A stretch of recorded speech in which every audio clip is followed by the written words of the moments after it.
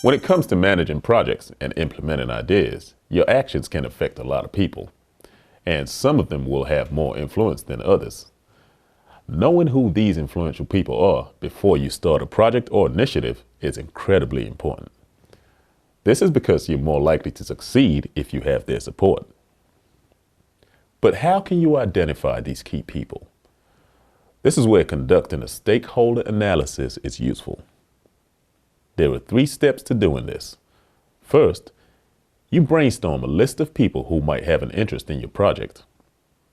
They could include your boss, senior executives, colleagues, clients, shareholders, or even trade associations or people in the community. You might have a long list once you're done, and that's fine. Some of these people will have a big influence in what you're doing, while others will have none at all. In step 2, you're going to plot all of these people on a power interest grid to get a visual representation of their influence. As you can see, it's divided into 4 quadrants.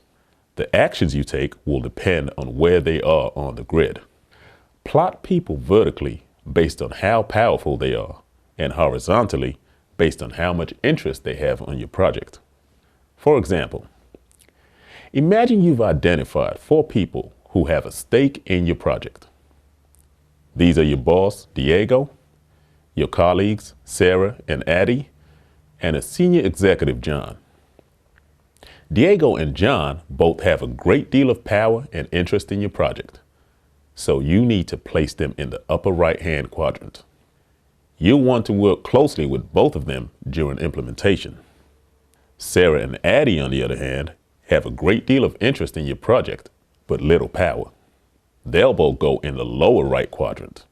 You won't work closely with them, but you want to keep them informed of your progress.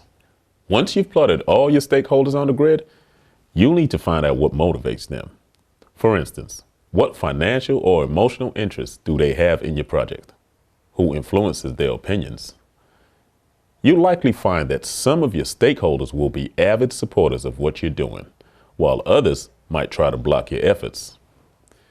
You can refine the grid by color coding each person's name, depending on whether you think they'll be a supporter or a critic. In our example, Diego, Addie, and Sarah support your project, while John opposes it. So you'll need to do some work to win him around. To find out more about stakeholder analysis, as well as the actions you can take to manage your stakeholders effectively, read the article that accompanies this video.